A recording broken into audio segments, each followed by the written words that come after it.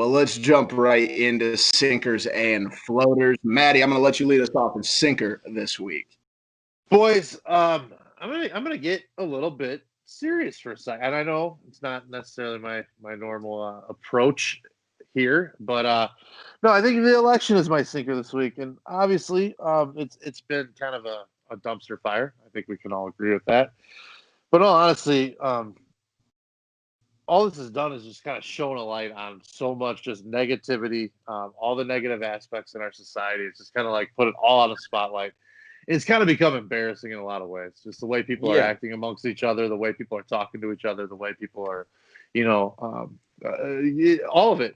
And like, it just all comes back to like the peaceful transition of power and like the maintenance, if it's a, the maintenance of power, if it's a reelection of an incumbent, it's key to like our fabric of what we are as a country. That's democracy at its finest. That's a signal of peace and what's good and what's right. And we got everyday citizens, volunteering their time, effort, in honor of their civic duty, just counting ballots, organizing all these things as much as they can, doing the best job that they can. They shouldn't be subject to threats and violence in any capacity.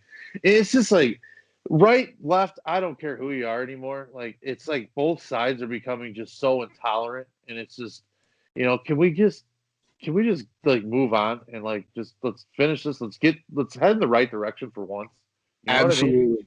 Absolutely. Matt, my sinker was division and not math division, but going along with what you said, it's the division that's happened, obviously, over the years, but, the division that this labor or this election has caused between people. And and you said it, man, it's people are just fighting left and right. And Yeah. like, there's come to a point where, we're never going to agree on everything, but you have to be able to find a common ground. And you can look back, look what happened when George H.W. Bush lost an election as an incumbent in 92. Like that wasn't even that long ago. And there was still a peaceful transition of power.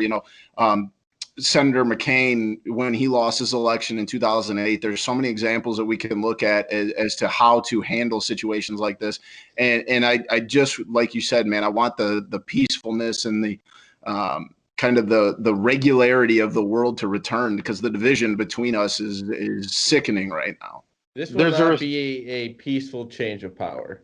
Unfortunately, you're probably right. I mean, it's already been. Let's hope it just stays non-violent, but it's obviously going to be contested. It's obviously going to be fought like tooth, nail, scratched, and in every capacity with evidence. Who knows? Without evidence, nobody knows. Nobody knows anything right now. So that's part of the problem too. Is nobody has any idea of what is actually going on, and all that's in limbo is the American people. And it's really sad to see you flip on the news and like literally, election workers are having to be, protected by people in bulletproof vests and armed guards and things like that just to count ballots.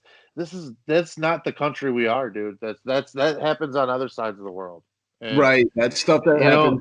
That shouldn't happen in the democratic state. That's like authoritarian government. There should be a respect for this office on both sides of the aisle. That you're basically calling all these people criminals that are committing treason by accusing people, just everyday citizens, of committing these acts that people are saying they're doing. So I don't know. It's sad to see. It really is. I was an election judge in my first election. I was able to vote in 2008, and there's not enough money you could pay me to be that right now. Like, really, you're saying it's not something I would be willing to volunteer to do. So bless those people that are taking their time and yeah, they're probably receiving a little bit of a stipend, but they're there for the right reasons. But yeah, man, something's got to change, and we got to find a common ground and get along better than what we are. Right. Well, for my sinker, I'm going to go a lot different. My wisdom teeth, because this last week I had another wisdom tooth. Like, I'm trying to just plan the surgery right now. And the second time that COVID has canceled the appointment, I think the first one was It was like right at the beginning of all of it, and then now again this last week, it's not like it's just gonna. I mean, I need them out. I mean, Yeah. they are like I don't know, going the wrong direction. They hurt all the time, but I cannot catch a break. And I guess it's probably a good thing. I guess it'd been better than having like if I went there and had to like quarantine for going to the dentist. But yeah, my wisdom teeth. I need to. I think all four of them. Oh, jeez. Hey man, you give me and Maddie a couple $100 and a pair of pliers. We'll take care of it real quick for you. I will wait. That's probably the right bet, man. Bottle of whiskey too. You're gonna want, Yeah. dude. No, I'm good. Maybe a leather belt to chew on. I've spent a lot of time in dentist's office over the last probably 16 months, so I feel your pain, man. My thoughts are with you. It sucks. It literally feels like I you always say that it when you take 4 years off. Yeah, 10 years for me. You went 10 years without going to the dentist? Yeah, from when I was 20 or 19 to 29. That was dumb. It was not a good decision. So I feel your pain, man. I am with you. I will start with my floater, and that is the television show MXC, Most Extreme Elimination Challenge. That was an integral part of my youth, watching that on what is now like Spike TV or Paramount TV or whatever it's called now. It's the Japanese game show that is voiced over by, I believe, comedians.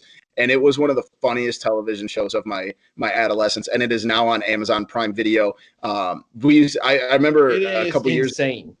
It is so funny. The voiceovers. Guy Leduc was the one guy's name.